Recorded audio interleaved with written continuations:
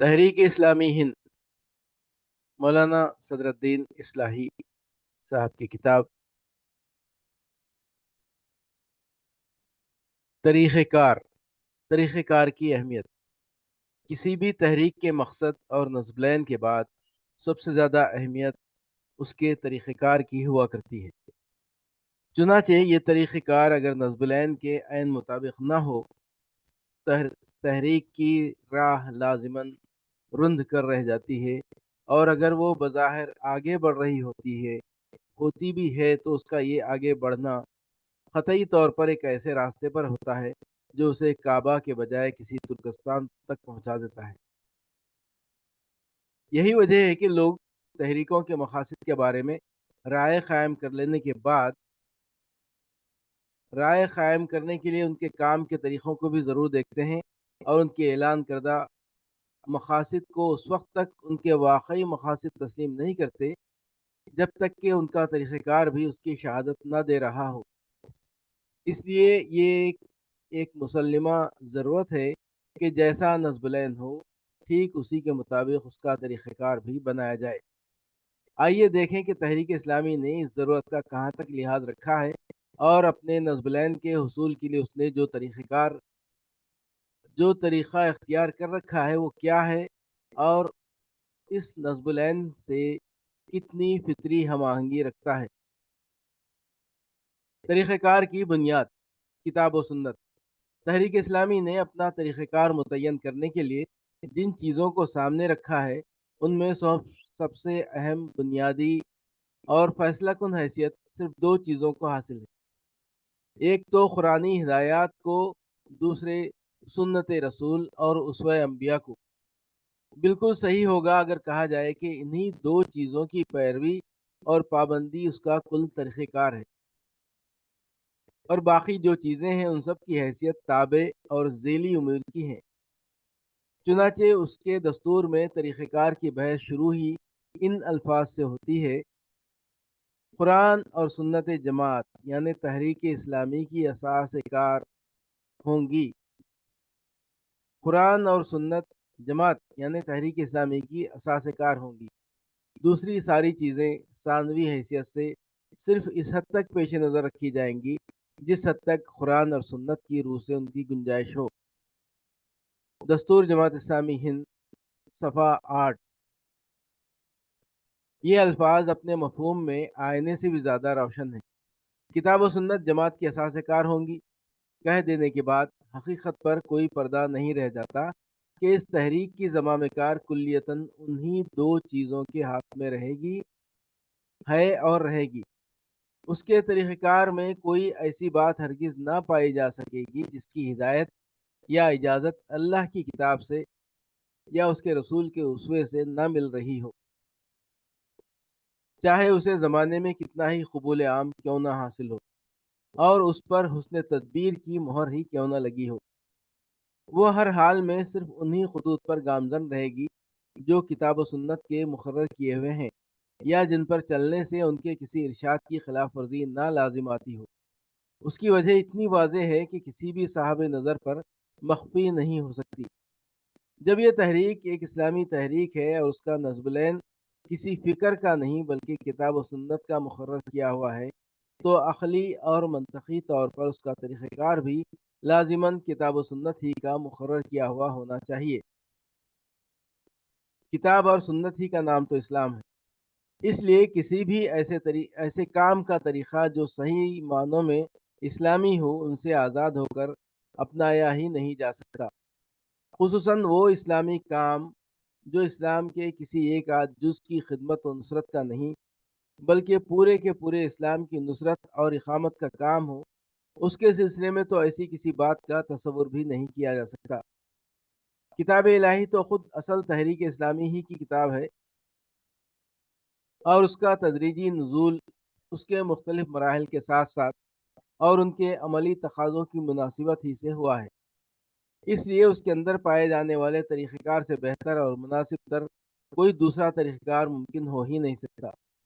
یہی حال سنت اور اسوہ انبیاء کا بھی ہے، جو واضح طور پر دعوت دین ہی کی عملی سرگزشت ہے۔ اس لیے دعوت اسلامی کا طریقہ کار معلوم کرنے کے لیے ہر طرح یہ بات ضروری بھی ہوگی اور کافی بھی کہ اس دعوت کے اصل داعیوں اور علمبرداروں کے طور و طریقے دیکھ لیے جائیں۔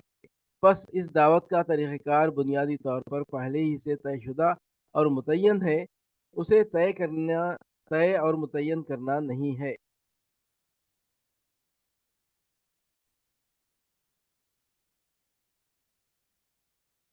بظاہر ایک جامد اور دقیانوسی انداز فکر ہے، مگر حقیقت میں ایسا ہرگز نہیں ہے۔ بلا شبہ اگر معاملہ کسی دوسری تحریک کا ہوتا تو حقیقت یوں ہی قرار پاتی، مگر ایک اسلامی تحریک کو بہت سی دوسری چیزوں کی طرح اس معاملے میں بھی دوسری تحریکوں پر ہرگز قیاس نہیں کیا جا سکتا۔ دوسری تحریکوں کے لیے ہزاروں سال پرانے طور و طریق ضرور باعث جمود اور پیام موت ثابت ہو سکتے ہیں، لیکن اسلامی تحریکوں کے لیے یہی خدامت پسندی عین جدت، عین حرکت اور عین زندگی ہے، کیونکہ ان تحریکوں کا نصب العین، ان کا مزاج، ان کا مفاد، ہر چیز یہی چاہتی ہے کہ وہ اپنا طریقہ کار لازماً وہی رکھیں جو انبیائی دعوتوں کا ہمیشہ رہا ہے اور جو ان کی فطرت کا عین تقاضا تھا۔ اسی کے اندر ان کی زندگی کا راز پنہا ہوتا ہے، وہی انہیں متحرک رکھ سکتا اور صحیح منزل کی طرف لے جا سکتا ہے۔ اس لیے آج کی تحریک و دعوت اسلامی کے لیے بھی وہ ایک جدید اور حرکی طریقہ کار ہے، اسی پر اس کی کامیابی موقوف ہے، اور اس لیے ہر حال میں اسی پر قائم رہنا اس کے لیے قطعی ضروری ہے۔ اخلاق اور دیانتداری کا التزام، اس بنیادی شے کے بعد تحریک طریقہ کار میں دوسری جس چیز کو اصول کی حیثیت حاصل ہے وہ راستی، اخلاق اور دیانت کا دامن مضبوطی سے تھامے رہنے کی روش ہے۔ جیسا کہ اس کا دستور خطیت سے کہتا ہے، جماعت اپنے تمام کاموں میں اخلاقی حدود کی پابند ہوگی اور کبھی ایسے ذرائع اور طریقے اختیار نہ کرے گی جو صداقت و دیانت کے خلاف ہوں۔ دستور جماعت اسلامی ہند، صفحہ 9۔ یہ پابندی اس لیے بھی ضروری ہے کہ کتاب و سنت نے اس کی انتہائی تاکید کی ہے، اس لیے بھی کہ اس دعوت کا فطری مزاج اسی کا طالب ہے، اور اس لیے بھی کہ یہی وہ ہتھیار ہے جس سے یہ تحریک اپنی لڑائی لڑ سکتی ہے اور اس کے پھیلے ہوئے محاذوں پر کامیابی حاصل کر سکتی ہے، کیونکہ اپنی منزل کی طرف بڑھنے میں اسے جن طاقتوں سے لازماً پنجہ آزما ہونا ہے وہ دولت، اقتدار، عوامی مقبولیت اور نشر و اشاعت، غرض ہر طرح کے مادی سر و سامان سے لیس ہیں، جبکہ اس کے پاس ان میں سے کوئی ایک چیز بھی موجود نہیں، اور اس کا سارا انحصار صرف اپنی اخلاقی طاقت ہی پر ہے۔ اب اگر وہ اس طاقت سے بھی اپنے کو محروم کر لیتی ہے تو پھر اپنی حریف قوتوں کا مقابلہ آخر کس طرح کر سکے گی؟ مقابلہ کر سکنے کی بات تو الگ رہی، اس حالت میں تو اسے اسلامی دعوت یا تحریک کہنا بھی اسلام کو رسوا کرنا ہوگا۔ ایک اسلامی تحریک تو ہے ہی صرف اس بنا پر کہ اس نے دنیا میں حق و صداقت کا بول بالا کرنا اپنا مقصود قرار دے رکھا ہے، اس لیے خود اپنے طرز عمل سے اگر وہ اسی حق و صداقت کو آئے دن پامال کرتی رہے تو سب کچھ ہو سکتی ہے، مگر اسلامی دعوت و تحریک کسی حال میں نہیں ہو سکتی۔ یہ طرز عمل تو اس کے دعوے ہی کی نہیں، اس کے وجود تک کی علانیہ نفی کرنے والا ہوگا۔ اس تفصیل سے واضح ہو گیا ہوگا کہ اخلاق کے تقاضوں اور دیانت کے اصولوں کی پابندی تحریک نے کسی سیاسی ضرورت یا کسی وقتی مصلحت کے تحت اختیار نہیں کر رکھی ہے، بلکہ اقامت دین کا ضروری تقاضا اور اپنا لازمی مدار حیات سمجھ کر اختیار کر رکھی ہے، اس لیے کسی بھی وقت اسے پس پش ڈال دیے جانے کا کوئی امکان بھی نہیں ہے۔ پرامن اور تعمیری روش، تحریک کے طریقہ کار کا تیسرا نقطہ یہ ہے کہ اس کی ساری عملی سرگرمیاں پرامن اور خالص تعمیری ہوں گی، تخریب کاری اور تشدد پسندی سے یہ قطعاً دور رہے گی۔ چنانچہ اس کے دستور کا واضح اعلان ہے کہ جماعت اپنے نصب العین کے حصول کے لیے تعمیری اور پرامن طریقے اختیار کرے گی۔ دستور جماعت اسلامی، صفحہ 9۔ اس اصول کے پیچھے جو ضرورت اور مصلحت کام کر رہی ہے وہ بھی نظروں کے سامنے کی چیز ہے۔ ایک اسلامی تحریک کا مزاج پہچاننے اور اس کے صحیح مفاد سے واقفیت رکھنے والا کوئی بھی شخص اس حقیقت سے بے خبر نہیں رہ سکتا کہ پرامن اور تعمیری روش اس کی ایک بنیادی ضرورت ہے، جس کے بغیر اس کی کامیابی کی راہ کھل ہی نہیں سکتی۔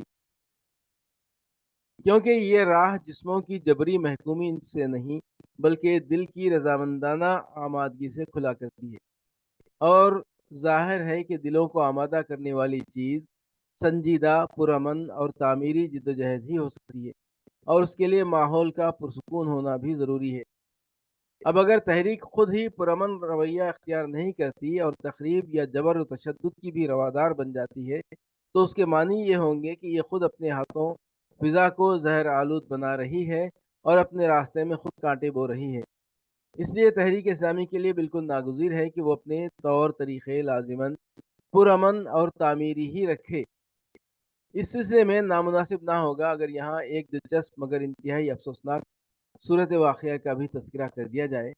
گزشتہ 20 برسوں میں حکومت نے تحریک اسلامی کے خلاف متعدد اقدامات کیے ہیں، مثلا اس کے ذمہ داروں اور کارکنوں کو برابر گرفتار اور نظر بند کرتی رہی ہے، اس کے خلاف اپنے مختلف محکموں میں خفیہ سرکلر جاری کرتی رہی ہے، اس کے ارکان کو اپنی ملازمتوں سے نکالتی رہی ہے، اور اس کے ذمہ دار وزراء اس کے مخالفت میں بیان دیتے رہے ہیں، اور تقریباً ہر مرتبہ اور ہر اقدام کے موقع پر اپنی بیان کردہ فرد قرارداد جرم میں اس نے تخریب کاری کا الزام بھی اس پر ضرور لگایا، لیکن آج تک اپنے کسی ایک اقدام کے سلسلے میں بھی وہ ملک کے عام قوانین کا سہارا لینے کی جرت نہیں کر سکی، کیونکہ اسے یقین تھا کہ خود اپنی ہی عدالت میں بھی اس الزام کو ثابت کرنا ممکن نہ ہو سکے گا۔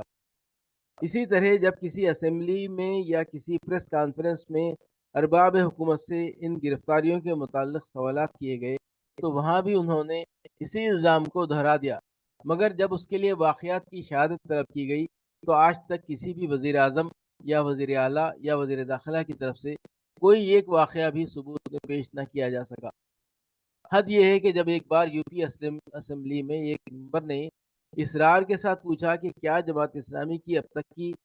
تاریخ میں کسی تخریبی کارروائی کی نشاندہی کی جا سکتی ہے، تو وزیر داخلہ نے، جو افسوس ہے کہ صرف سیاست کار اور وزیر ہی نہیں تھے بلکہ ایک بڑی دھارمک شخصیت کے بھی مالک تھے، یہ کہہ کر اپنی جان چھڑا لینے میں کوئی اخلاقی قباحت یا ضمیر کی خلش محسوس نہیں کی کہ مجھے یہ تاریخ یاد نہیں۔ بلا شبہ یہ بھی ایک واقعہ ہے کہ بعض انبیائی دعوتوں کو ایک وقت چل کر دین کے دشمنوں سے جنگ بھی کرنی پڑی ہے، اور خود دعوت محمدی کو بھی یہ مرحلہ پیش آیا تھا۔ اس کے معنی یہی ہوں گے کہ پرامن اور تعمیری رویہ اپنائے رکھنے کے باوجود ایک اسلامی تحریک جنگ و جدال کے مرحلے سے بھی گزر سکتی ہے، لیکن یاد رکھنا چاہیے کہ اس مرحلے سے گزرنا اصلاً اور ہر حال میں لازمی نہیں ہے، بلکہ قطعی طور پر ایک مخصوص حالت کے پیش آ جانے اور چند متعینہ شرطوں کے پوری ہو سکنے پر موقوف ہے۔ یہ مخصوص حالت اس وقت ظہور میں آتی ہے جب مخالف طاقت تحریک کو اپنا کام کرنے کے حق سے محروم کر دیتی ہے اور اس کے خلاف تشدد، ظلم اور بربریت پر اتر آتی ہے۔ اسی طرح متعینہ شرطوں میں سے ایک اہم شرط یہ بھی ہے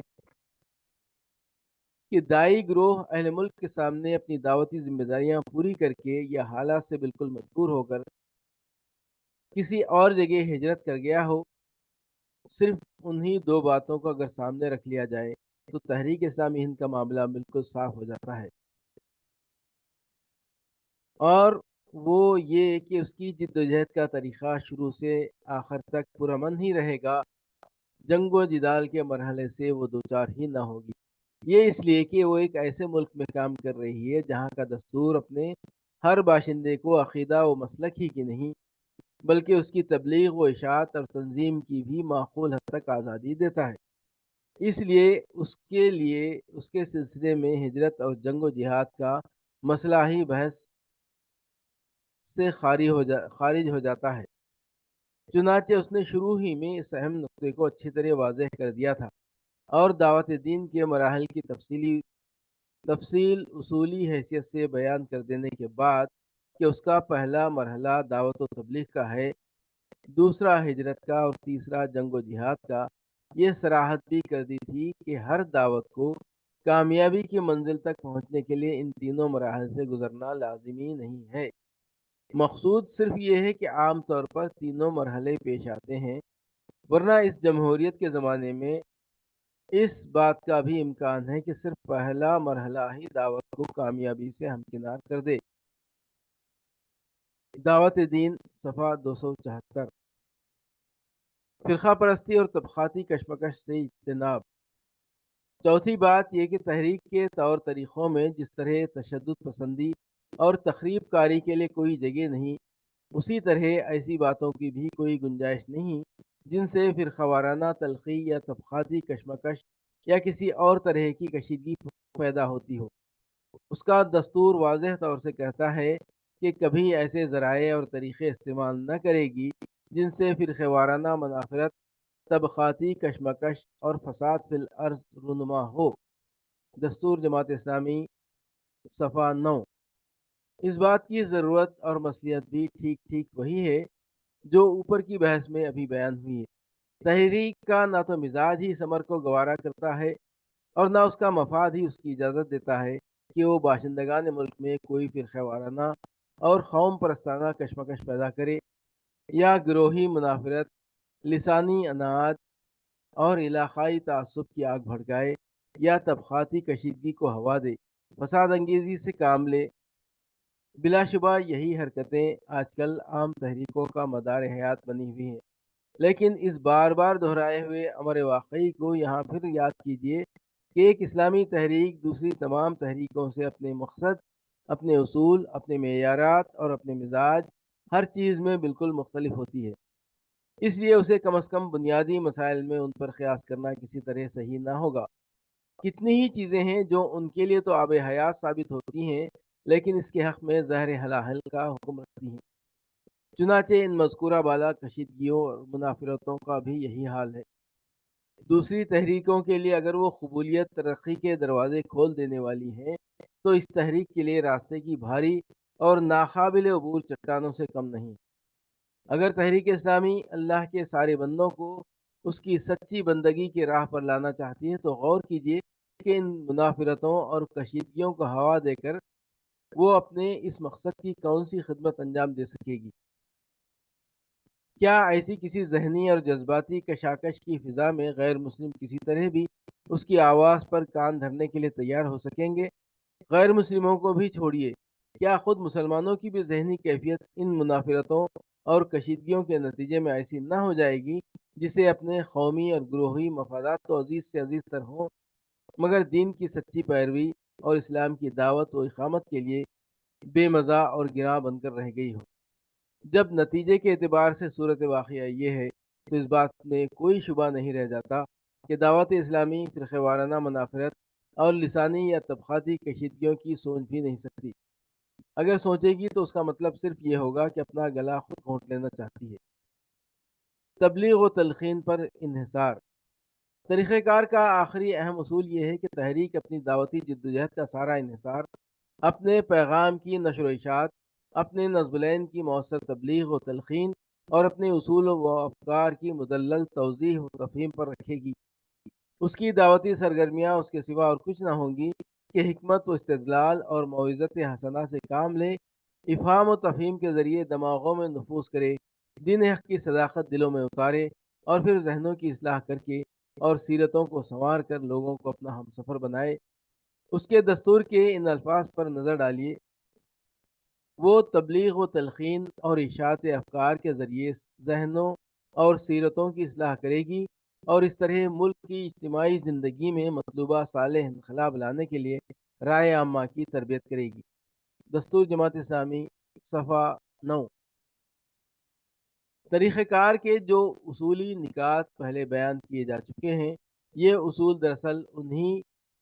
کا ناگزیر منطقی نتیجہ ہے۔ تحریک جب ہر حال میں اخلاقی حدود کی پابند ہے، جب راستی اور دیانت اس کی بنیادی ضرورت ہے، جب تخریب اور تشدد سے، سازش اور فریب سے، ہنگامہ آرائی اور فساد انگیزی سے، گروہی منافرت اور قومی و طبقاتی کشمکش سے اس کا مزاج اور مفاد دونوں ابا کرتے ہیں،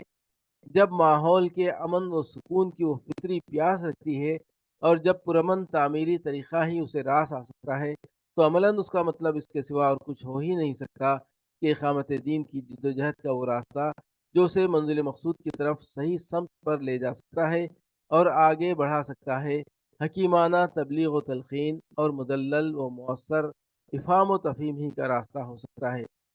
اس کے سوا اور سارے راستے اس کے لیے قطعی بند ہیں۔ جماعتی نظام کی ضرورت ہماگیر دعوت و تحریک کے تصور کے ساتھ اجتماعیت اور نظم و ضبط کا تصور بالکل لازم و ملزوم سا ہے۔ آپ دنیا کی پوری تاریخ میں کوئی ایک مثال بھی ایسی نہیں پا سکتے کہ کوئی تحریک ایک ہماگیر قسم کے انقلابی نظم العین کو لے کر اٹھی ہو اور کسی ٹھوس اجتماعیت کے بغیر کامیابی کی منزل تک پہنچ گئی ہو۔ تحریک و دعوت اسلامی، جیسا کہ تفصیل سے معلوم ہو چکا، ایک ہماگیر نوعیت ہی کی تحریک ہے، بلکہ ایسی اور اتنی ہماگیر نوعیت کی تحریک ہے کہ اپنی ہماگیری میں بھی اپنی مثال آپ ہی ہے۔ چنانچہ اس کا نصب العین دنیا کے صرف معاشی یا سیاسی ڈھانچے ہی کو نہیں بلکہ پوری انسانی زندگی کو بدل دینے اور بدل کر ایک نئے سانچے میں ڈھال دینے کا نصب العین ہے۔ اس کا مقصد افراد کی اصلاح بھی ہے، معاشرے کی جدید تعمیر بھی، اور ریاست کی نئی تشکیل بھی۔ وہ عقائد و افکار کی، سیرت و کردار کی، خیر و شر کے معیار کی، تمدنی، معاشی اور سیاسی اصول و ضوابط کی، غرض انسان اور انسانی زندگی سے تعلق رکھنے والی ہر چیز کی کایا پلٹ دینا چاہتی ہے، جس کے لیے اسے قدرتی اور بدیہی طور پر ہمہ جہتی مثبت کوششوں کے ساتھ ساتھ ہمہ جہتی منفی کوششیں بھی انجام دینی ہیں۔ ایک طرف تو بندگان خدا کو اپنی دعوت پہنچانا، ان کے دلوں اور دماغوں میں اس کی حقانیت اور ضرورت کو اتارنا،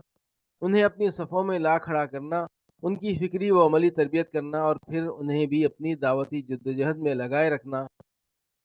رہنا ہے۔ دوسری طرف لوگوں کے ذہنوں میں جمے ہوئے غلط افکار و عقائد ہی کو نہیں بلکہ ملک کی اجتماعی زندگی پر چھائے ہوئے طاقتور نظام باطل کو بھی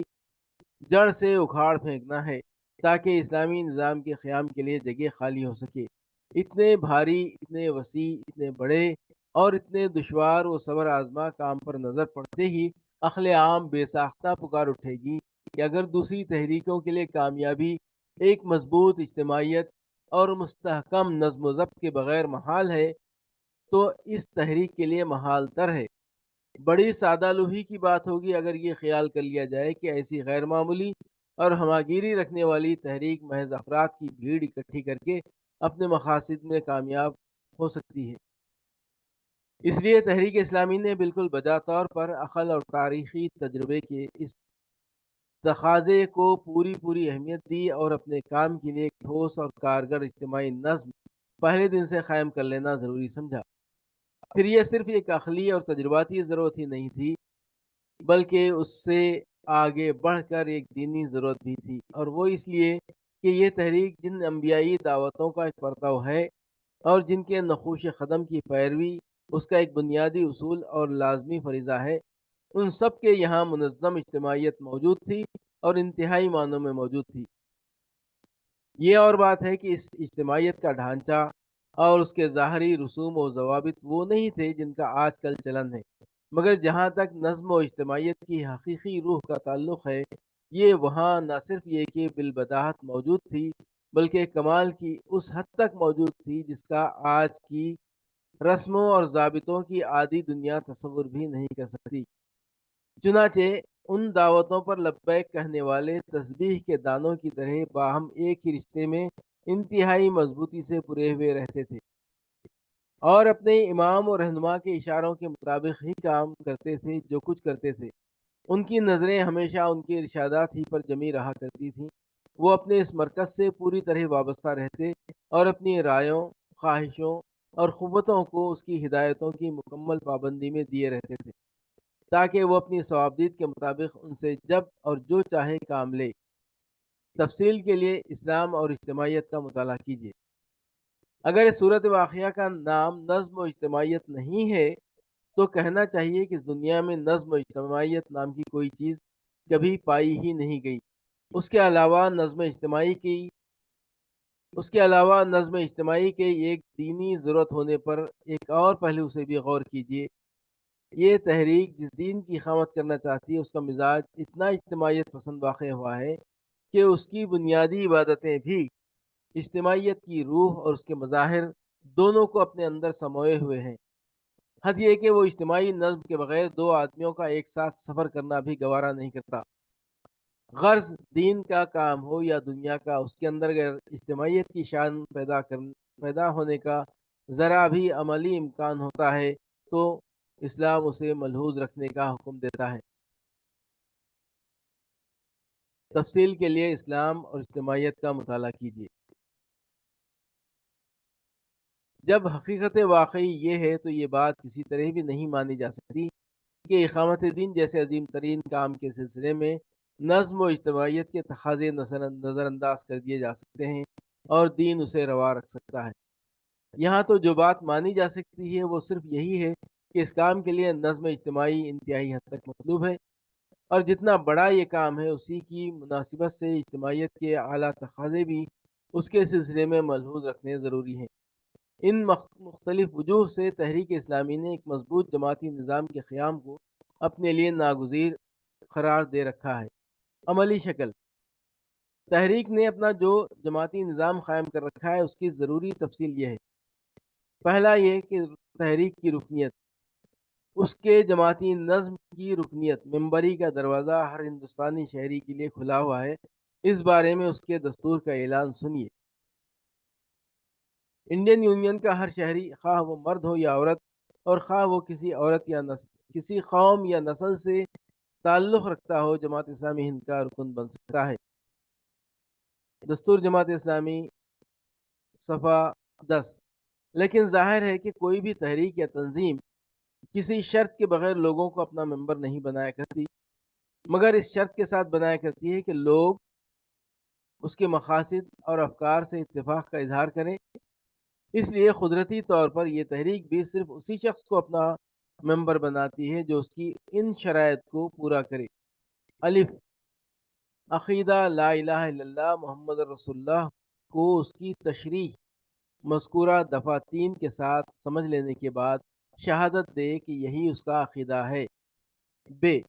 جماعت کے نصب العین کو اس کی تشریح مذکورہ دفعہ 4 کے ساتھ سمجھ لینے کے بعد اقرار کرے کہ یہی اس کا نصب العین ہے۔ جیم، جماعت کے طریقہ کار مذکورہ دفعہ 5 کی پابندی کا اقرار کرے۔ دال، دستور جماعت کو سمجھ لینے کے بعد عہد کرے کہ وہ اس دستور کی اور اس کے مطابق نظم جماعت کی پابندی کرے گا۔ دستور جماعت اسلامی، صفحہ 10۔ جو شخص یہ شرط پوری کر دیتا ہے اور پوری کر کے اپنے کو رکنیت کے لیے پیش کرتا ہے وہ رکن بنا لیا جاتا ہے، بشرطے کہ تحریک کے مرکزی ذمہ دار کو آثار و قرائن سے یہ اطمینان ہو جائے کہ یہ شخص اپنے قول و قرار میں سچا اور اپنی پیشکش میں مخلص ہے۔ اس طرح اس معاملے میں بھی اس کا طریقہ عام تحریکوں سے بہت کچھ مختلف ہے، جن کے یہاں کسی کو پارٹی ممبر بنانے کے لیے اس کی صداقت و دیانت اور سیرت و کردار کا کیا سوال، بسا اوقات اس بات کی بھی ضرورت محسوس نہیں کی جاتی کہ وہ پارٹی کے اصول و قواعد ہی سے اتفاق کا اظہار کر چکا ہو۔ بس 10-20 پیسوں کی ممبری فیس کافی سمجھ لی جاتی ہے، جبکہ اس تحریک کی ممبری فیس تو 1 پیسہ بھی نہیں ہوتی، مگر نصب العین پر یقین، اصول پر اطمینان، مقاصد سے عملی وابستگی، ایمانی جذبہ، باطنی اخلاص، ذہنی یکسوئی، سیرت کی بلندی اور عمل کی پاکیزگی کی لازماً درکار ہوتی ہے۔ حتیٰ کہ جب تک ان صفات کا ثبوت امیدوار رکنیت کے رویے سے نہیں مل جاتا اور یہ اطمینان نہیں ہو جاتا کہ یہ شخص فی الواقع ہر طرف سے یکسو ہو کر فکری و عملی ہر حیثیت سے اس دعوت کو اپنا چکا ہے، اسے جماعتی نظام میں داخل نہیں کیا جاتا،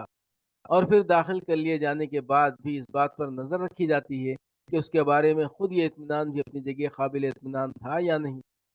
جس کا اندازہ چند عملی ذمہ داریوں سے لگایا جاتا ہے۔ یہ ذمہ داریاں مبہم یا مجمل نہیں رکھی گئی ہیں، بلکہ ان کی پوری تعیین اور وضاحت کر دی گئی ہے اور دستور کے اندر کر دی گئی ہے، جو اس طرح ہے: ہر رکن جماعت کے لیے لازمی ہوگا: 1، دین کے جملہ فرائض کو ان کی شرعی پابندیوں کے ساتھ ادا کرے۔ 2، کبائر سے اجتناب کرے اور وقتی جذبات نفس سے مغلوب ہو کر کسی کبیرہ کا مرتکب ہو جائے تو اس سے توبہ کرے۔ 3، اگر وہ کوئی ایسا ذریعہ معاش رکھتا ہو جو معصیت فاحشہ کی تعریف میں آتا ہے تو اسے ترک کر دے بلا لحاظ اس کے کہ اس کے ترک کرنے سے کتنا نقصان ہوتا ہے، اور اگر اس کے ذرائع معاش میں اس طرح کے کسی ذریعے کا کچھ حصہ شامل ہو تو اس حصے سے اپنی معیشت کو پاک کر لے۔ 4، اگر اس کے قبضے میں ایسا مال یا جائیداد ہو جو حرام طریقے سے حاصل کیا گیا ہو تو اس سے دستبردار ہو جائے، لیکن اگر وہ مال یا جائیداد معلوم و متعین نہ ہو تو توبہ و استغفار کے ساتھ تلافی کی ممکن کوشش کرے۔ 5، اگر اس کے مال یا جائیداد میں کسی حقدار کا تلف کردہ کوئی حق شامل ہو تو اسے اس کا حق پہنچا دے۔ یہ عمل اس صورت میں ضروری ہوگا جبکہ حقدار بھی معلوم ہو اور وہ چیز بھی معلوم و متعین ہو جو حق تلفی کر کے لی گئی ہے۔ بصورت دیگر اسے توبہ و استغفار کے ساتھ تلافی کی ممکن کوشش کرنی چاہیے۔ 6، اگر وہ کسی غیر الہی نظام حکومت میں کوئی کلیدی منصب رکھتا ہو یا اس کی مجلس قانون ساز کا رکن ہو یا اس کے نظام عدالت میں فصل مقدمات کے عہدے پر مامور ہو تو اس سے دستبردار ہو جائے۔ 7، حسب استطاعت دفعہ 6 یعنی شرائط رکنیت کے مطالبات کو پورا کرے۔ 8، اپنی استعداد و استطاعت کے مطابق بندگان خدا کو اس عقیدے اور نزبلین کی طرف دعوت دے جن کی وضاحت دفعہ 3 اور 4 میں کی گئی ہے، اور جو لوگ اس عقیدہ و نزبلین کو قبول کر لیں انہیں اقامت دین کے لیے اجتماعی جد و جہد کرنے پر آمادہ کرے۔ دستور جماعت اسلامی، صفحہ 11-12۔ ان ذمہ داریوں کی انجام دہی کو بھی مانند و عملاً شرط رکنیت ہی سمجھنا چاہیے۔ چنانچہ ان وجوہ میں سے جن کی بنا پر کسی رکن کا نظام جماعت سے اخراج عمل میں آ جاتا ہے، ایک وجہ ان ذمہ داریوں میں سے کسی ذمہ داری کی فاہم خلاف ورزی بھی ہے۔ دستور جماعت اسلامی ہند، صفحہ 37، جس کا مطلب واضح طور پر یہ ہوا کہ جس شخص کو رکن بنا لیا گیا ہو اس کے طرز عمل میں ان عملی تبدیلیوں کا پایا جانا اس کی رکنیت کے حق بجانب ٹھہرنے اور برقرار رہنے کے لیے لازمی اور ضروری ہے۔ اس لیے جو کوئی ان ذمہ داریوں اور شرطوں کو معقول حدود میں پورا نہ کر سکے اس کے بارے میں بجا طور پر یہ سمجھ لیا جائے گا کہ وہ اپنے عہد میں صادق نہ تھا، یا یہ کہ اب نہیں رہ گیا ہے، جس کے نتیجے میں نظام جماعت سے اس کا ضابطے کا رشتہ منقطع کر دیا جائے گا اور اسے تحریک کے ایک ہمدرد یا متفق کی حیثیت دے دی جائے گی۔ تحریک کے جماعتی نظام میں باضابطہ شرکت رکنیت کے لیے یہ شرطیں اور احتیاطیں یقیناً غیر معمولی نوعیت کی اور بڑی سخت ہیں، مگر ہر صاحب نظر کو محسوس کرنا چاہیے کہ ایسا کرنا ایک اسلامی دعوت اور اقامت دین کی تحریک کے لیے بالکل ناگزیر تھا۔ ایک تو ان شرطوں اور ذمہ داریوں میں سے کوئی چیز بھی ایسی نہیں ہے جسے قرآن مجید نے اپنے مخلص پیرووں کے لیے ضروری یا مطلوب نہ قرار دیا ہو، جبکہ تحریک اسلامی کے لیے کارآمد کارکن اور قرآن و اسلام کا مخلص پیرو دراصل ایک ہی شے کے دو نام ہیں۔ دوسرے، تحریک اسلامی جس نوعیت کی تحریک ہے اور اس کے سامنے جتنا بڑا اور جتنا دشوار کام ہے اسے دیکھتے ہوئے کون کہہ سکتا ہے کہ اس کے ساتھ وہ شخص چند قدم بھی چل سکتا ہے جس کا اس کے نزبلین سے ذہنی اور عملی رابطہ اتنا مضبوط، جس کی عظیمت ایمانی اتنی بلند اور جس کی سیرت اتنی پاکیزہ نہ ہو کہ وہ ان شرطوں اور ذمہ داریوں کو پورا کر سکے۔ کوئی شک نہیں کہ اگر اس معیار سے بھی گرے ہوئے لوگوں کو تحریک کا ممبر بنا لیا گیا یا انہیں ممبر باقی رکھا گیا تو نہ صرف یہ کہ وہ اس کے کام کے نہ ہوں گے بلکہ اس کے لیے بوجھ بن جائیں گے، اس کے لیے طاقت کے نہیں بلکہ کمزوری کے موجب ہوں گے، اس کے جسم کا آماس ثابت ہوں گے اور اس کی ساکھ کو ختم کر کے رکھ دیں گے۔ اس لیے اس کی یہ بنیادی ضرورت تھی کہ یہ اپنی رکنیت کی شرطیں اور ذمہ داریاں اتنی ہی بلند اور ایسی ہی واضح و متعین رکھے اور پھر ان کے بارے میں لوگوں کا پوری شدت سے احتساب بھی کرتی رہے۔ یہ کوئی تشدد پسندی ہرگز نہیں ہے بلکہ صاف و صریح حقیقت پسندی ہے۔ 2، جماعتی نظام کا ڈھانچہ۔ اس نظام کی تفصیلی شکل حسب ذیل ہے۔ الف، پورے جماعتی نظام۔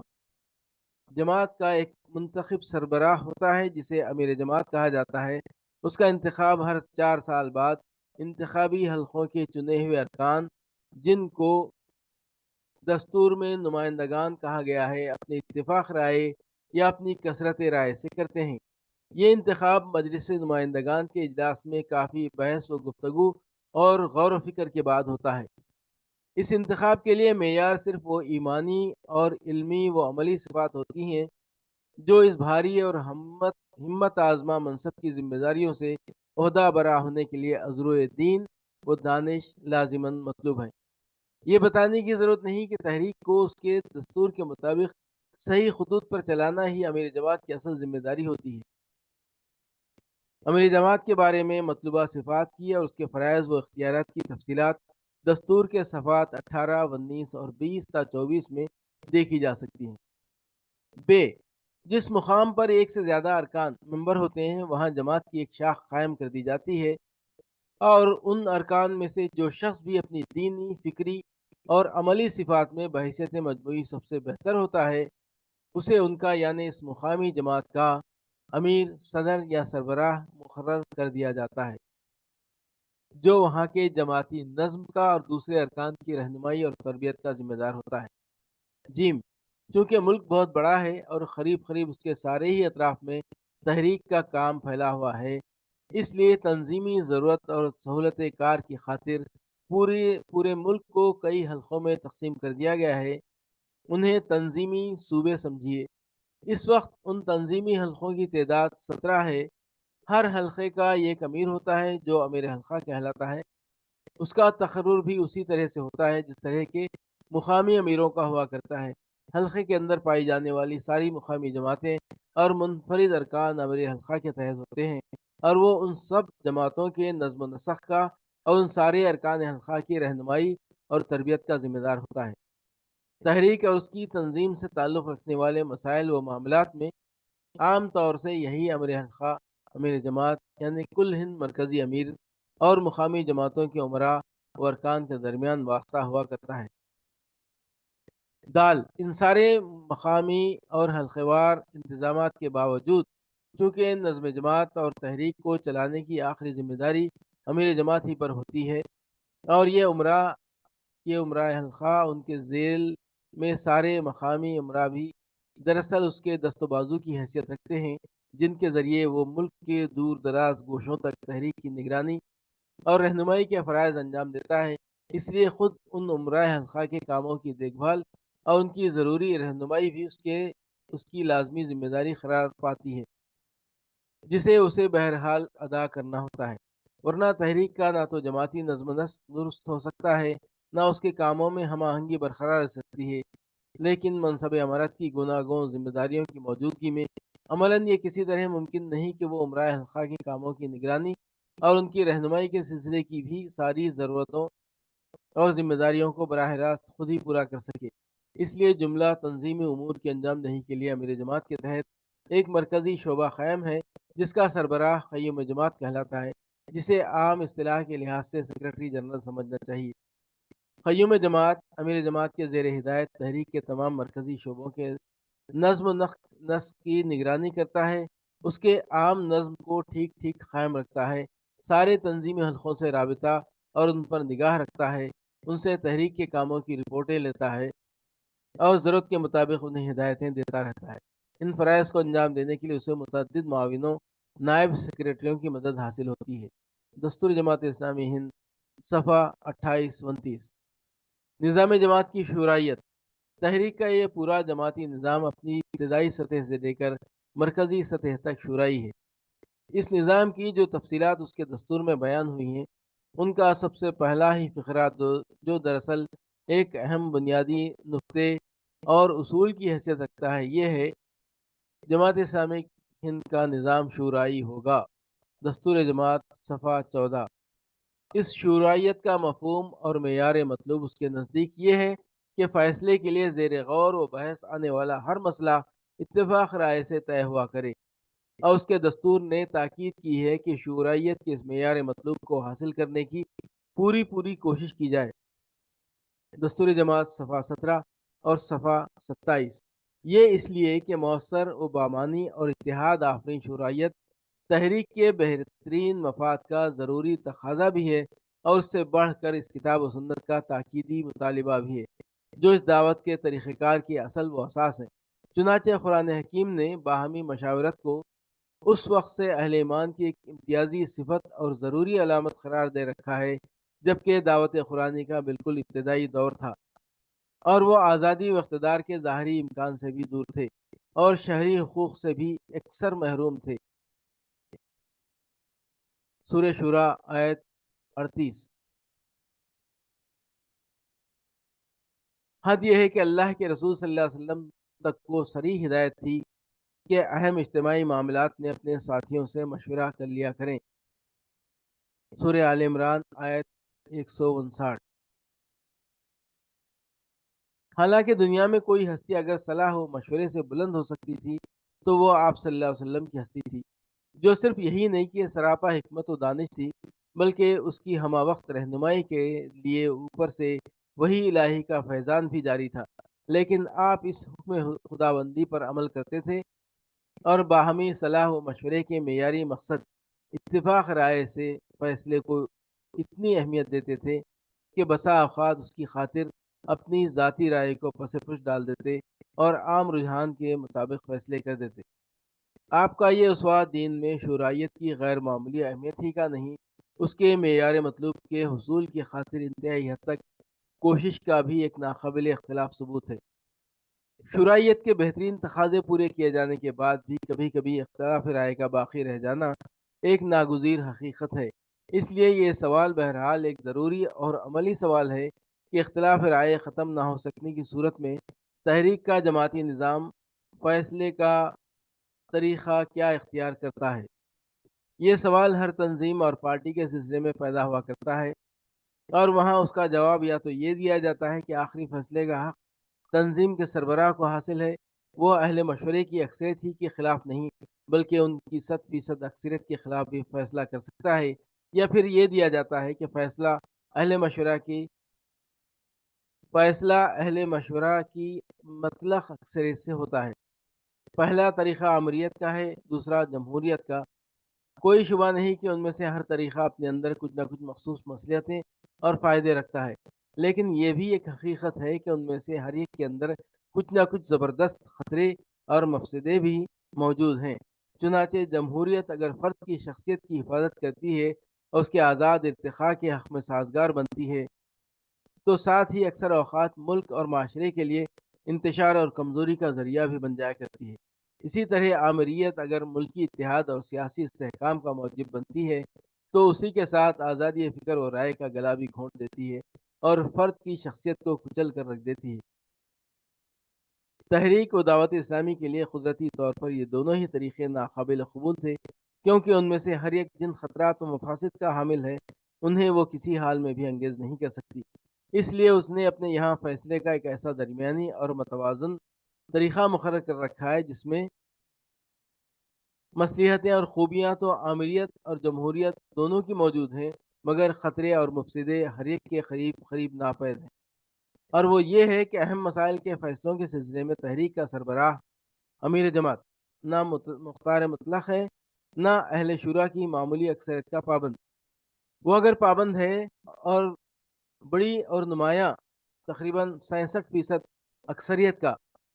اور اگر اپنی رائے کے مطابق فیصلہ کرنے کا اسے اختیار ہے تو مناسب و متعین حدود کے اندر ہی ہے۔ تفصیل معلوم کرنے کے لیے دیکھیے دستور جماعت صفحہ 27-28۔ اس طریقے کے اندر جہاں مشاورت کو ایک معقول اور مؤثر مقام حاصل ہے، وہیں عقل اور انصاف کے اس کھلے ہوئے تقاضے کی پوری پوری رعایت بھی موجود ہے کہ جس شخص کو اس کی برتر صفات اور دینی، اخلاقی، علمی، فکری اور عملی صلاحیتوں کی بنا پر پوری تحریک کی سربراہی اور قیادت کے لیے منتخب کیا گیا ہو، اہم مسائل کے حل اور فیصلے میں اس کی رائے بھی بس ایک عام قسم کی رائے نہ قرار پائے اور اسے بھی صرف اتنا ہی وزن ہرگز حاصل نہ ہو جتنا وزن کے دوسری رائے کا ہو۔ اس پوری احتیاط اور رعایت اعتدال کے باوجود یہ دعویٰ کرنا صحیح نہ ہوگا کہ عملی طور پر اب مشکلات اور پیچیدگیوں کے پیدا ہونے کا کوئی امکان باقی نہیں رہ جاتا ہے۔ لیکن دعوت و تحریک اسلامی کے امتیازات میں سے ایک اہم امتیاز یہ بھی ہے کہ اس کے پاس اس امکانی اندیشے سے عہدہ برا ہونے کا مؤثر ذریعہ موجود ہے، جبکہ دنیا کی ہر دوسری تحریک اور تنظیم اس طرح کے کسی ذریعے سے اکثر محروم ہوتی ہے۔ اس ذریعے سے مراد وہ احساس ذمہ داری، وہ خوف خدا وہ اخلاص باہم ہے جسے یہ تحریک اپنے کارکنوں بالخصوص اپنے ذمہ داروں کے اندر پیدا کر دیا کرتی ہے، اور جس سے وہ متصف ہوتے ہیں، یا کم از کم یہ کہ انہیں لازماً متصف ہونا چاہیے۔ یہ ایمانی اور اخلاقی صفات انہیں خود رائی اور بیجا اصرار سے محفوظ رکھتی ہیں، جس کے نتیجے میں جمہوریت اور آمریت دونوں ہی کی خرابیوں سے امان مل جاتی ہے اور شورعیت کے حقیقی فوائد حاصل ہو جاتے ہیں۔ نظم کی پابندی، یہ پورا جماعتی نظام سمع و طاعت کی بنیادوں پر قائم ہے۔ عام ارکان کے لیے ضروری ہے کہ اپنے امیر کے احکام و ہدایت کو سنیں اور ان کی تعمیل کریں۔ یہ تعمیل ظاہر ہے کہ بالکل رضاکارانہ ہوتی ہے، کیونکہ یہاں معروف معنوں کا کوئی اقتدار اور اختیار نہ اس وقت موجود ہے کہ لوگ اس کے فرمانوں کے آگے جھک پڑنے پر مجبور ہوں، اور نہ مستقبل قریب میں اس کی کوئی توقع نظر آتی ہے۔ اسی طرح یہاں کسی دنیاوی منفیت کا بھی کوئی سوال نہیں کہ اس کا لالچ طاعت امر کی ترغیب دے سکے۔ اس لیے یہاں اگر اطاعت پائی جاتی ہے تو وہ سرتاسر رضاکارانہ ہی ہو سکتی ہے، لیکن اس کے رضاکارانہ ہونے کے معنی بھی یہ ہرگز نہیں ہے کہ پھر وہ صرف نام کی اطاعت ہوگی، بلکہ کام کی اطاعت ہے، جس کے مقابلے میں قانون کے دباؤ یا سزا کے خوف یا کسی مفاد کے لالچ سے کی جانے والی معرفت معروف اطاعتوں کی کوئی حیثیت نہیں رہ جاتی۔ یہ اس لیے کہ وہ کوئی سیاسی یا قومی ضرورت نہیں بلکہ ایک دینی ضرورت یقین کی جاتی ہے، اسے رضائے الہی کا موجب سمجھ کر اختیار کیا جاتا ہے، اور یہ کوئی ڈھکی چھپی حقیقت نہیں کہ کسی حکم کی وہ تعمیل جو دینی ضرورت سمجھ کر اور دینی جذبے کے ساتھ کی جاتی ہے اپنی مثال آپ ہی ہوتی ہے۔ دوسری کوئی اطاعت نہ اپنی روح میں اس کی ہمسری کر سکتی ہے اور نہ اپنے عملی نتائج و آثار میں، لیکن یاد رہے کہ یہ اطاعت اپنی نوعیت میں اتنی بے نظیر ہونے کے باوجود غیر مشروط نہیں ہوتی، بلکہ معروف کی شرط کے ساتھ مشروط رہتی ہے۔ معروف سے مراد ہر وہ حکم یا ہدایت یا فیصلہ ہے جس میں شریعت الہی کی کوئی خلاف ورزی لازم نہ آتی ہو۔ اس شرط کی وجہ بالکل واضح ہے۔ تحریک اسلامی کی سربراہی کے لیے کسی شخص کا انتخاب یا تقرر تو ہوتا ہی اس غرض سے ہے کہ وہ اس کے مقاصد کی تکمیل کے لیے اور دین حق کو قائم کرنے کے جد و جہد میں خود بھی کوشاں رہے گا اور دوسروں کی بھی رہبری کرے گا۔ اب اگر وہ خدا نخواستہ اس دین کے احکام یا اس کے منشا کے خلاف کوئی ہدایت یا فیصلہ دیتا ہے تو یہ واضح طور پر اس دین کا قائم کرنا نہیں بلکہ اسے ڈھا دینا ہوگا۔ اس طرح وہ رکن جماعت بھی جو ایسے کسی حکم یا فیصلے کی تعمیل کر ڈالے اپنے اس عمل سے دین کی جڑوں پر کلہاڑا چلا دینے والا ہی ثابت ہوگا، حالانکہ وہ رکن اسے مضبوط کرنے کے لیے بنا تھا۔ اس لیے جس طرح منشاء دین کے خلاف کسی حکم کا دینا جائز نہیں، اسی طرح ایسے کسی حکم کا ماننا بھی جائز نہیں۔ چنانچہ رسول اللہ صلی اللہ علیہ وسلم نے صراحت فرما رکھی ہے کہ معروف میں اصحاب امر کی اطاعت کی جائے گی اور ضرور کی جائے گی، لیکن معصیت کے کاموں میں کسی کی اطاعت نہیں کی جا سکتی۔ کوئی شک نہیں کہ اطاعت امر کے سلسلے میں معروف کی شرط تحریک اسلامی اور اس کے جماعتی نظام کو دوسری تمام تحریکوں اور تنظیموں سے اور ان کے جماعتی نظاموں سے ممتاز اور افضل بنا دیتی ہے، جو اپنے معاملات میں معروف و منکر، حق و ناحق، انصاف و ظلم اور اخلاق و بد اخلاقی کی بحث کو کبھی کوئی اہمیت ہی نہیں دیا کرتی، اور جو بالعموم میری پارٹی بہرحال حق پر ہے کے نظریے کی قائل ہوا کرتی ہیں، اور جن کے یہاں اصحاب امر کا ہر حکم واجب الاتباع ہوا کرتا ہے، چاہے وہ حق اور معروف کے مطابق ہو چاہے خلاف۔